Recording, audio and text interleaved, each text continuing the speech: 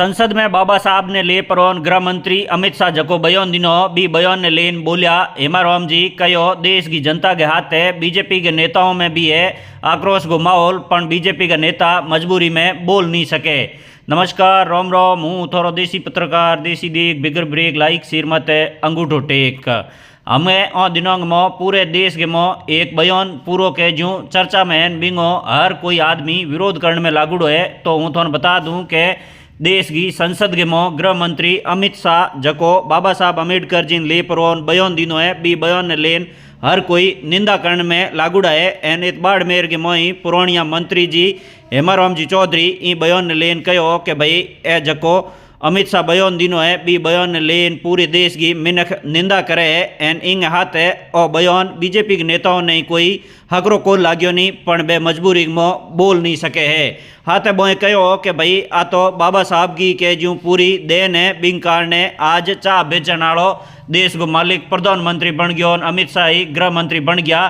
तो बने ई तरीके को बाबा साहब ने ले परवन बयान नहीं देना चाहिए हो। एन बाबा साहब ने तो जितना पूजे उतना ही कम है, क्योंकि आज बाबा साहब की वजह हुई कि जो नरेंद्र मोदी जी प्रधानमंत्री बनया एन में ही के जो विधायक मंत्री बनया तो भाई बाबा साहब की देन ही। हाथ बोए कहो कि भाई नरेंद्र मोदी अमित शाह के मो एंकार आयो रो एन मन यो लागे कि भाई ओ एंकार नरेंद्र मोदी अमित शाह की अंत को कारण बनी। तो लारे इन वीडियो के मोथे हेमाराम जी की पूरी बात बम खुद के मुंडे हुण लो। एनी वीडियो ने घणो शेयर कर दो ताकि गाँव ढोणी में बैठुड़े हैंग मिन को तक समाचार पूग जे। संसद के अंदर भारत के गृह मंत्री अमित शाह ने जो बयान दिया उससे देश की जनता में बहुत आक्रोश है। केवल कांग्रेस पार्टी के लोगों ने पूरी देश की जनता में ये आक्रोश है। यहाँ तक कि भारतीय जनता पार्टी से जुड़े लोगों में भी बहुत भारी आक्रोश है, लेकिन उनकी मजबूरी वो इस तरह से खुल के सामने नहीं आ सकती। अंदर ही अंदर वो भी दुखी है इस तरह के बयान से, क्योंकि उन्होंने इस प्रकार का बयान दिया कि क्या अम्बेडकर अम्बेडकर कर रखा है, क्या अम्बेडकर जी का नाम लेना कोई गुनाह है क्या? जिस व्यक्ति ने इस देश को संविधान दिया, आज उस संविधान की वजह से ये देश चल रहा है। आज मोदी जी और अमित शाह जिन पदों पर बैठे हैं, क्या ये इस संविधान नहीं होता तो ये इन पदों पे बैठ जाते क्या? उम्मीद कर सकते एक चाय बेचने वाला व्यक्ति, देश का मालिक, देश का प्रधानमंत्री ये पद पे बैठ गए। मुझे तो ऐसा लगता है कि इनको नरेंद्र मोदी को, अमित शाह को बहुत अहंकार आ गया। अहंकार का अंत हो सकता है।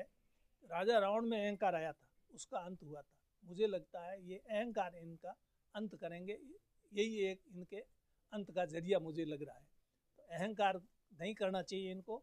बाबा साहब को इनको नमन करना चाहिए कि बाबा साहब आपने ऐसा संविधान बनाया हिंदुस्तान में जिसकी वजह से मैं यहाँ तक पहुँचा हूँ, नहीं तो हमारा यहाँ कहाँ ठिकाना था।